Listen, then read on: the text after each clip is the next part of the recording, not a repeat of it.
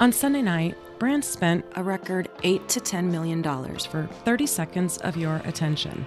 Attention that Old West cat herders would have sold their souls for. Off camera, there are ads on the cutting room floor, and not because they were bad, but because they didn't survive 5 gatekeepers standing between a brand and your TV. Quick pause. What was your favorite ad this year or ever? Mine, if you couldn't already tell, is definitely Cat Herders from 2000.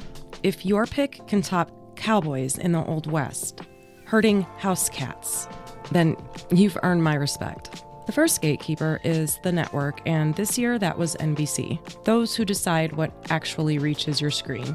They've got a department called Standards and Practices, the people who decide what flies and what gets shut down. And they can shut down an ad even when a brand has paid for the slot. This year we saw it happen in real time. The Raisin Bran Will Shat ad, that was an ad that leaned a little too hard into a joke. And because of that, it was reportedly pushed off of the main NBC broadcast and onto Peacock only. Same ad, same brand, but with a different gatekeeper. When NBC says no, that's it.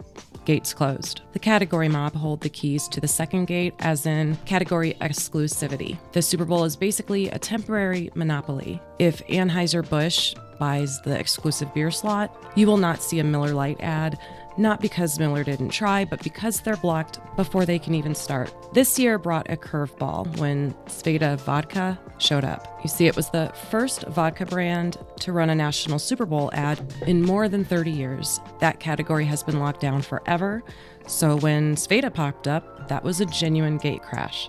The third gatekeeper is the NFL, their own review layer, and they are famously protective of anything that comes near their IP. They control the trademarks, the phrase Super Bowl, team names, logos, uniforms.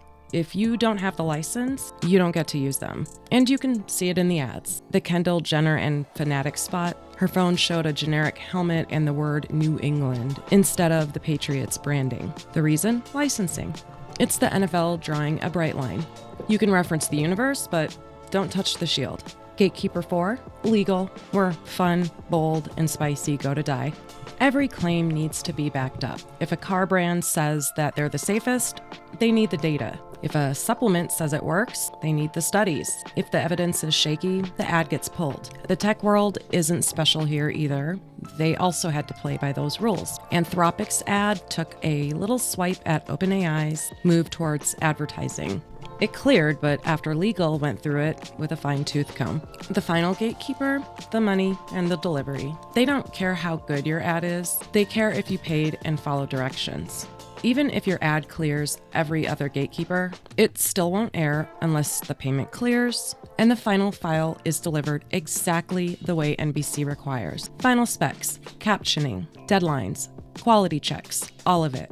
And then there's the banned list. The NFL added prediction markets to their list this year, right alongside tobacco and firearms. Some ads never get a chance to be reviewed because the category itself is blocked. Miss a deadline, miss a payment, or land in a banned category and your ad disappears. When you look back at Sunday night's ads, remember, you're looking at the survivors of a multi-million-dollar gauntlet. If you're still here, you should be subscribed. And if you enjoyed this, hit like. It helps people find these breakdowns. And thanks for watching.